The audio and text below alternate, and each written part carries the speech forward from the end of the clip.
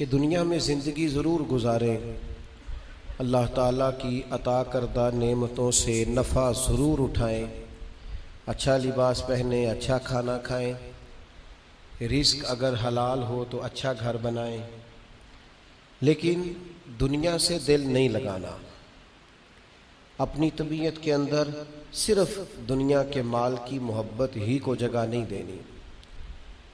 کمر سیدھی رکھنے کے لیے کھانا کھایا جاتا ہے اور ستر چھپانے کے لیے لباس پہنا جاتا ہے اور سر چھپانے کو چھت بنائی جاتی ہے۔ مقصد زندگی روٹی کھانا نہیں، مقصد حیات اعلیٰ لباس پہننا نہیں، اسی میں کھو جانا، اسی میں زندگی گزار دینا، اور ہر وقت مال کو کیسے بڑھانا ہے، شہرت کیسے حاصل کرنی ہے، دنیا میں نام کیسے کمانا ہے، اس میں پوری طرح اپنے آپ کو ملوث کر لینا، الجھ جانا، یہ انسان کو تاریک رستوں میں لے جاتا ہے۔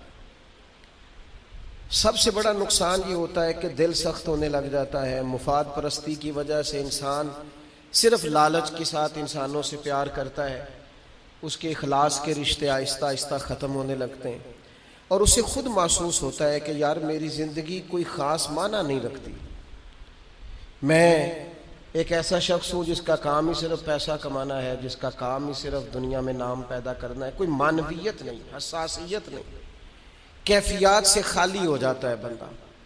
اللہ تعالیٰ نے قرآن مجید کے اندر اس حقیقت کو بیان کیا، ارشاد فرمایا المال والبنون زینت الحیات الدنیا، فرمایا مال اور اولاد یہ جیتی دنیا کا سنگھار ہے۔ مال اور بیٹے، مال اور اولاد یہ حسن ضرور ہیں، پر جب تک بندہ زندہ ہے اتنی دیر تک، یہ جتنی آپ اور میں خود اندازہ کر لیں کہ زندگی کتنی کو لمبی ہے اور کتنی کو لمبی ہوتی ہے آج کل، فرمایا یہ اتنی دیر تک زینت ہے جب تک انسان زندہ ہے، والباقیات الصالحات، اور فرمایا باقی رہنے والے تو نیک عمل ہیں، جو چیزیں باقی رہیں گی، جن کا اجر ملے گا، جو قیامت میں سامنے آئیں گی، وہ صالحات ہیں۔ والباقیات الصالحات خیر عند ربک، اور فرمایا باقی رہنے والی جو اچھی باتیں ہیں، جو اچھا عمل ہے، اس کا ثواب تمہارے رب کے پاس ہے، اور صرف ثواب نہیں، ثوابا و خیر عملا، اور وہ بڑی ہی بہتر چیز ہے جو اللہ کی بارگاہ میں، وہ بہترین تحائف ہیں تمہارے لیے جو قیامت میں ملیں گے۔ نبی کریم صلی اللہ تعالیٰ علیہ وسلم نے لوگوں کے سامنے دنیا کی بے ثباتی کو بیان فرمایا۔ حضور نے اپنے غلاموں کو یہ سبق دیا ہے کہ تم تھوڑی دیر کے لیے دنیا میں آئے ہو، اور اپنے لیے بھی سرور کائنات علیہ السلام نے یہی پسند فرمایا، فرمایا میں کوئی تمہاری دنیا سے نفع اٹھانے نہیں آیا، تھوڑی دیر وقت گزارنے، ڈیوٹی کرنے آیا ہوں، پھر اللہ کے حضور چلے جانا ہے۔ اور امت کو بھی یہ سبق دیا کہ مسافروں کی طرح، راہگیروں کی طرح تم نے وقت گزارنا ہے، تم نے اس طرح کا ماحول نہیں بنانا کہ تم سمجھو کہ صرف ایک ہی جہان ہے، اس کے بعد معاذ اللہ کوئی زندگی ہی نہیں ہے۔ ایک زندگی اس کے بعد ہے، مرنے کے بعد جو اللہ تعالیٰ جنت میں بندے کو انعامات عطا کرے گا، اس کے لیے جد و جہد کرنا۔ حضرت مولا علی شیر خدا رضی اللہ تعالیٰ عنہ روایت فرماتے ہیں، فرماتے دو قسم کے بیٹے ہوتے ہیں، ایک دنیا کا بیٹا ہوتا ہے، ایک آخرت کا بیٹا ہوتا ہے۔ فرمایا دنیا کے بیٹے نہ بننا، آخرت کے بیٹے بننا۔ اور نبی کریم علیہ السلام نے فرمایا وہ لعنتی ہے جو درہم و دینار کا بندہ بن گیا ہے۔ بندہ تو اللہ کا بننا چاہیے تھا، لیکن اس نے لعنت کٹھی کی ہے، یا درہم کا بندہ بن گیا یا دیناروں کا بندہ بن گیا، یعنی مال دولت سونا چاندی اس کا بندہ بن گیا، حالانکہ اسے اللہ کا بندہ بننا چاہیے۔ اتنا اپنے آپ کو لالچی کر لینا، اتنا حریص کر لینا کہ مطلب سارا کچھ ہی دولت بن گئی، ہر چیز کو دولت کے نقطہ نظر سے دیکھنا شروع کر دیا۔ اس قدر زیادہ لوگ الجھ گئے کہ قرآن مجید نے کہا الہاکم التکاثر حتی زرتم المقابر، فرمایا تمہیں غافل کر دیا ہے مال کے لالچ نے، یہاں تک کہ تم نے قبروں کے منہ دیکھ لیے، یعنی مرتے دم تک صرف پیسہ اکٹھا کیا ہے، صرف اور صرف اپنی ذات کے فروغ کے لیے، اپنے میک اپ کے لیے، اپنے آپ کو بنانے سنوارنے دکھانے نام پیدا کرنے میں وقت ضائع کر دیا۔ اور یہ بہت بڑا مسئلہ ہے ہمارے دور کا، ہم اپنے ذاتی قد کو اونچا کرتے رہتے ہیں ہر وقت، میرا نام ہو جائے، پتہ چل جائے کوئی، اور سیانے سیانے بندے، معاملہ فہم بندے، مدبر آدمی، ایسا نہیں کہ بے وقوف ہیں، سمجھدار ہیں، لیکن بیچارے تصویروں کے چکر میں پڑے ہوئے ہیں، فوٹو بازی کر رہے ہیں۔ آپ حیران ہوں گے کہ ہماری قوم ایک طرف یہ ہے کہ لوگ بیچارے بلوں کے لیے پریشان ہیں کہ ان کے پاس ادا کرنے کو پیسے نہیں، اور دوسری طرف ہمارے پاس اتنا پیسہ ہے کہ صرف بڑے سارے بورڈ پر ہم نے بڑی ساری ایک فلیکس لگوائی ہے جس کی کوئی ضرورت نہیں تھی، اس پہ عید مبارک لکھا ہے، اور مسئلہ عید مبارک کا نہیں تھا، وہ جو جس کی نیچے فوٹو لگی تھی نا، اس نے ذرا دکھانا تھا کہ میں بھی یہاں رہتا ہوں۔ نیچے یہ کیا ہے بھلا؟ یہ وہ نفس کی تسکین ہے، یہ وہ قرار ہے کہ جس کے پیچھے تھک گئے لوگ، یعنی کو تھوڑی تعریف کر دے دل ٹھنڈا ہو گیا، سکون آ گیا، وہ ذرا پتہ چل گیا 10 آدمی مجھے جانتے ہیں، کوئی تسلی ہو گئی۔ یہ اتنی بڑی نفس پرستی میں انسان لگ جاتا ہے کہ پرانے جو حکمران ہوتے تھے انہوں نے وظیفے پہ لوگ رکھے ہوتے تھے کہ تم نے ہماری تعریفیں کرنی، تنخواہیں ملتی تھی خوش آمدے کرنے، شعراء کو خریدا جاتا تھا ہمارے مناقب لکھو، نفس کی تسکین۔ لیکن کچھ رب کے بندے ایسے بھی تھے جنہوں نے قرآن جب غور سے پڑھا، جنہوں نے احادیث مبارکہ کو بالغ نظری سے دیکھا، جنہوں نے صحبت رسول قریب سے اٹھائی، تو انہیں طے ہو گیا کہ اصل گھر تو آخرت کا گھر ہے، والآخرۃ خیر وابقیٰ، آخرت خیر والی بھی ہے، ہمیشہ باقی رہنے والی۔ جب یہ طے ہوا تو پھر ان لوگوں کی صورتیں لوگوں کے سامنے آئیں، تو ان کی زندگیاں بھی لوگوں نے دیکھی، تو عش کر اٹھے۔ ان پہلی صف کے زاہدوں کو دیکھو گے نا، تو جب سب سے پہلے نام گنو گے تو ان میں ایک نام حضرت عمر فاروق کا بھی ملے گا۔ معاذ اللہ ثم معاذ اللہ، نقل کفر نہ باشد۔ کچھ لوگ ایسے بھی ہیں رفس زدہ، اور ایسے لوگ جنہوں نے معاذ اللہ ثم معاذ اللہ صحابہ کے بارے میں جن کی رائے ٹھیک نہیں۔ آپ حیران ہوں گے کہ جو معاذ اللہ ثم معاذ اللہ حضرت عمر کے بارے میں رائے ٹھیک نہیں نہ رکھتے، یہ کمال ہے نا، جو رائے ٹھیک نہیں رکھتے، یہ وہ بھی کہتے ہیں کہ 10 سال سے زیادہ وقت تک 24 لاکھ مربع میل پہ حکومت کرنے والے شخص نے اپنے گھر میں 1 روپیہ بھی نہیں جانے دیا۔ آپ اسے چھوٹی بات سمجھتے ہیں؟ بہتا دریا ہو اور بندہ کہے نہیں میں نے خشک رہنا ہے، یہ کیسے ہو سکتا ہے؟ یعنی کٹر مخالف بھی کہتا ہے کہ نہ مال خزانہ میں سے کوئی عمر کی جیب میں آیا ہے، نہ عمر فاروق کی اولاد کی جیب میں آیا، انہوں نے آنے دیا ہی نہیں۔ وہ جو زہد تھا نا، ذہن بن گیا تھا کہ دنیا نہیں کٹھی کرنی، آخرت بچانی ہے۔ اور یہ ایک بات اور بھی ذہن میں رکھ لیں، زہد سے مراد یہ نہیں کہ بندے کی جیب میں کوئی شے نہ ہو تو پھر وہ زاہد ہوتا ہے۔ حضرت سلیمان بھی زاہد تھے، پر انہوں نے دنیا پر حکومت کی ہے۔ زاہد تھے جناب یوسف علیہ السلام بھی، پر حکمران بھی تھے۔ کوئی نہیں ملے گا اتنا بڑا زاہد جتنے بڑے زاہد اور پرہیزگار حضرت عثمان غنی تھے، پر گھر میں لاکھوں کروڑوں پڑے رہتے تھے۔ پیسہ ہونا اور بات ہے، لیکن دل پیسے سے لگا ہونا یہ اور بات ہے۔ حضرت عمر رضی اللہ تعالیٰ عنہ کی زندگی ساری پڑھ لو اور غور سے پڑھ لو، معاذ اللہ کوئی ناقدانہ انداز میں بھی پڑھ لے، مخالف آئے میدان میں، ایک بات ماننی پڑے گی کہ دائیں بائیں آگے پیچھے دولتیں پھرتی رہیں، پر فاروق اعظم کی نظر کو دولت لبھا نہیں سکی۔ ان کا دھیان سیدھا یا بیت اللہ شریف کی طرف رہا ہے یا گنبد خضرا والے محبوب کی طرف رہا ہے، لبھایا نہیں کسی چیز میں، نا نا نا، کوئی چیز قریب آ ہی نہیں سکتی۔ حضرت سعد بن ابی وقاص رضی اللہ تعالیٰ عنہ کا ایک قول ہے اور درجنوں بیسیوں سینکڑوں باتوں اور کتابوں کا نچوڑ ہے. حضرت سعد بن ابی وقاص رضی اللہ تعالیٰ عنہ بیان کرتے ہیں، مصنف ابن ابی شیبہ میں موجود ہے. حضرت سعد بن ابی وقاص کہتے ہیں مجھے اللہ کی قسم عمر کوئی ہم سے مقدم آدمی نہیں تھے، لیکن درجہ بہت زیادہ لے گئے. کو پہلے نہیں آئے، ان سے پہلے بھی لوگ آئے، کوئی زیادہ آگے بڑھ بڑھ کے زیادہ کام نہیں کیا. یہ صحیح سند سے مصنف ابن ابی شیبہ میں موجود ہے. حضرت سعد بن ابی وقاص کہتے ہیں اللہ کی قسم ایک بات تھی جس کی وجہ سے عمر صاحب سے آگے نکل گئے. حضور وہ کیا؟ فرمانے لگے عمر نے دنیا داری سے دل نہیں لگایا، مال سے، لالچ سے، ہرس سے، ہوس سے دور رہے. عمر ان کی دنیا سے بے رغبتی ان کو آگے لے گئے. اور یارو دانش مندان دا کام نہیں، دل دنیا تے لانا اس ووٹی تے لکھ خامد کیتے.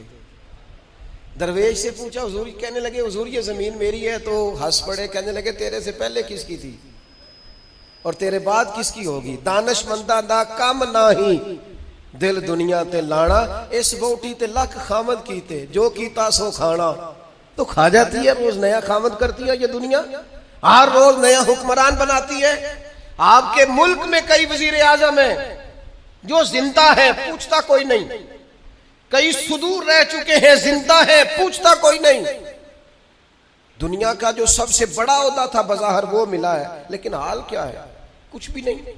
جب تک کرسیوں پہ تھے حیثیت اور تھی، کرسی سے اترے تو حیثیت. حضرت عمر کی زندگی کا بڑا سبق یہ ہے کہ دنیا سے بے رغبت ہو جاؤ. جو تمہارا ہے بس وہی تم نے حاصل کرنا ہے. آنے والی نسل کو بھی ہرس، ہوس، لالچ، مفاد پرستی پہ نہ لگاؤ. آپ نے ناراض نہیں ہونا، چند دن پہلے مجھے ایک یونیورسٹی میں بلایا گیا لیکچر کے لیے، تو کہنے لگے جی مین آپ نے بات چھیڑ دی ہے، بالکل مین. آخر کیا وجہ ہے کہ پڑھے لکھے سمجھدار اتنی بڑی ڈگریاں اور پھر لوگ غلط طرف نکل جاتے ہیں؟ تو میں نے کہا مجھے زیادہ تو نہیں پتا، لیکن ہم جب پڑھتے تھے نا تو جس بچے سے پوچھتے تھے نا، زیادہ بچے یہی کہتے تھے بڑے ہو کے کیا بنو گے؟ کہتے میں نے ڈاکٹر بننا ہے اور مخلوق کی خدمت کرنی. زیادہ تر یہی کہتے. وہ بڑے ہو کے ڈاکٹر تو بن گئے پر اگلا لفظ بھول گئے. ڈاکٹر بن گئے وہ، لیکن مخلوق کی خدمت کرنی ہے یہ وہ. پھر انہوں نے چونکیاں رکھی ہیں 2-3، ایک پہ فیس جمع کرا لو، ایک آگے آ جاؤ، یہ اتنے پیسے مشورے کے ہیں، یہ پھر دوائی بھی وہاں سے لینا جہاں سے میں نے کہی ہے، ٹیسٹ بھی اس لیبارٹری سے کرانا جو سب کی بات نہیں کرتا، لیکن جو ہے وہ بہرحال ہے. خدا را کہیں تو دنیا داری چھوڑ دو، کسی مقام پر تو اس کو چھوڑ دو. اور یار میں تو اس دن بڑا ہی تڑپا تھا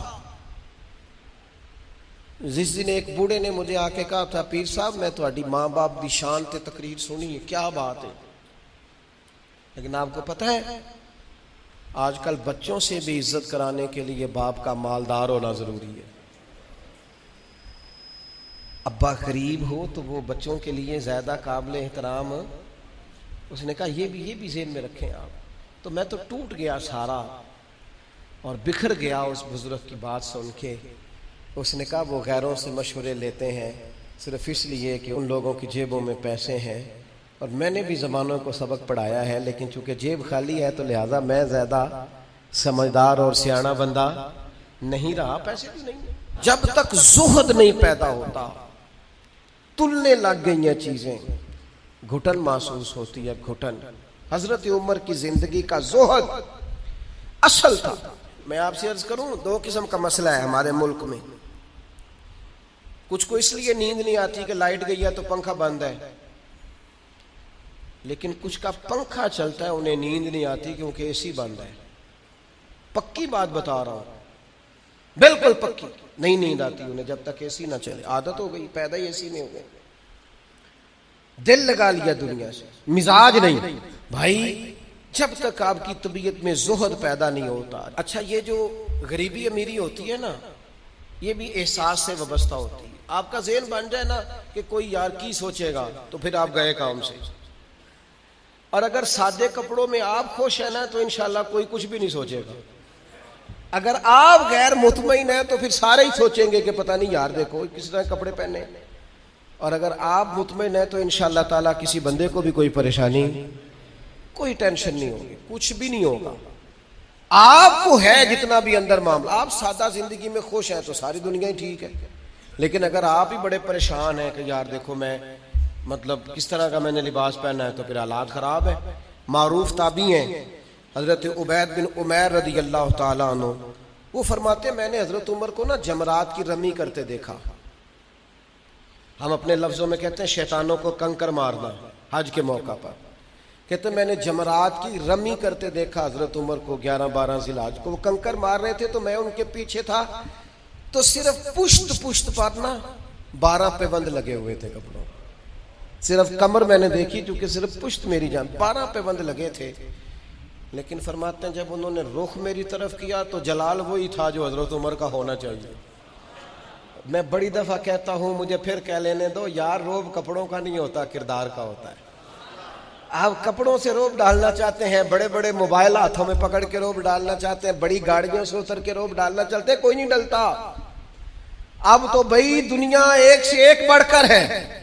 روب آپ کے کردار و عمل کا ہوگا, روب ہوگا آپ کی شخصیت کے وقار کا, آپ کی وفاداری کا روب ہوگا. حضرت عمر رضی اللہ تعالیٰ عنہ کی زندگی میں جو زہد تھا, اچھا انہوں نے بہت سارے گورنروں کو پکڑا, کہا تو ریشم کا لباس پہنتا ہے یا تو نے مال بنا لیا ہے, چلا ادھر. اور جب بھی کسی کو گورنر بناتے تھے پہلے لسٹ بناتے تھے اس کے پاس کیا کیا ہے, اور وہ لسٹ اپنے پاس رکھ لیتے تھے. 6 مہینے سال میں اگر اس کے مال میں اضافہ ہوتا تو فارغ کر دیتے. لیکن کوئی بندہ انگلی بھلا کیوں نہیں اٹھاتا تھا, یہ بھی سمجھے. کوئی انگلی اس لیے نہیں اٹھاتا تھا کہ پتا تھا کہ اگر ہمیں ڈانٹتے ہیں نا تو گھر اپنے بھی کوئی چیز نہیں لے کے جاتے. آپ غور فرمائیے گا میری بات پر, اور ہمیشہ اس بات کو یاد رکھیے گا, یہ جو ہمارا اعزاز ہے, یہ جو ہماری طبیعت ہے کہ ہمیں پروٹوکول سسٹم چاہیے, اور یہ بہت ساری جگہوں پہ ہے. کبھی کبھی اس سے دل بڑا اکتا جاتا ہے, پریشانی ہوتی ہے کہ یار کوئی تو بندہ اس سے باہر ہو. یہ ابھی حج کا سیزن آیا تھا, میرا ذاتی تبصرہ اس پر یہ ہے کہ کم از کم حج سے تو وی آئی پی سسٹم ختم کریں. آپ 15 لاکھ میں بھی بندہ حج کرنے جا رہا ہے اور 42 لاکھ میں بھی بندہ حج کرنے جا رہا ہے. آپ کو یہ اوپن چیزیں مل جائیں گی کہ کچھ لوگوں کو مینا میں جگہ ملتی ہے قبر کے مطابق لیٹنے کی, اتنی سی جگہ. میں رات کو جب اٹھ کے سائڈ چینج کرتا تھا نا تو میں بیٹھتا پہلے اٹھ کے, تو پھر میں سائڈ چینج کرتا تھا مینا میں. اور اسی مینا میں آپ نے لوگوں کو اے سی والے بڑے بڑے خیمے بھی دیے ہوئے اور بڑی بڑی کشادہ جگہ بھی دی. آپ وہاں سے وی آئی پی سسٹم مجھے ایک دفعہ ایک صاحب کہنے لگے, پیر صاحب میں نے 50 لاکھ کے قریب کا پیکج بنایا, ہر چیز زبردست. میں نے کہا خانہ کعبہ آ جائے گا کمرے کے اندر چل کے جو کمرے آپ دیں گے؟ کہنے لگا نہیں. تو میں نے کہا جب طواف کرتے وقت کوئی وی آئی پی نہیں, ایک ہی صف میں کھڑے ہو گئے محمود و ایاز, نہ کوئی بندہ رہا نہ کوئی بندہ نواز, بندہ و صاحب و محتاج و غنی ایک ہوئے, تیری سرکار میں پہنچے تو سبھی ایک. وہ کم از کم کہیں تو اس کلچر سے باہر آ جاؤ. کلچر بن گیا ہے, وہاں کیٹاگری ہیں, پوچھتے ہیں آپ نے اے میں جانا ہے, بی میں جانا ہے, سی میں جانا ہے. آپ کو سادے لفظوں میں کہتے ہیں جنہ گڑ پاؤ گے اونا میٹھا ہو, جتنے پیسے خرچیں گے اتنی آپ کو وی آئی پی ہوٹل ملے گا, وی آئی پی سواری ملے گی, وہاں سسٹم ملے گا. کم از کم کسی جگہ تو مسلمان چھوڑ دیں. صحابہ فرماتے ہیں جناب عمر جب حج کرنے گئے اور امیر المومنین گئے, اور امیر وقت اس وقت خطبہ حج دیتے تھے, نمازیں پڑھاتے تھے, فرماتے ہیں کوئی کسی قسم کا پروٹوکول نہیں تھا.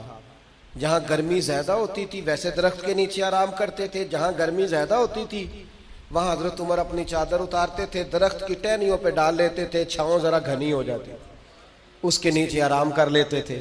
اگر کہیں جگہ پتھریلی ہو جاتی تو وہ زمین پر چادر بچھا لیتے اور وہیں آرام کرتے.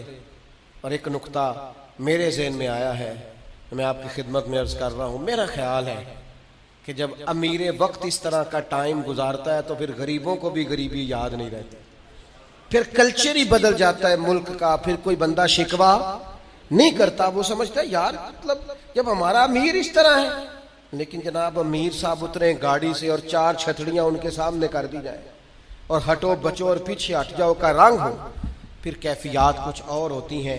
اپنی زندگی کو سادہ کریں، اپنے اٹھنے بیٹھنے کو سادہ کریں، اپنی غذاؤں کو سادہ کریں، اپنی ملاقات سے تکلف نکال دیں۔ آپ کیا ہیں، کچھ ہیں، کوشش کریں کہ ان اللہ اچھے مومن بننے کی کوشش کریں۔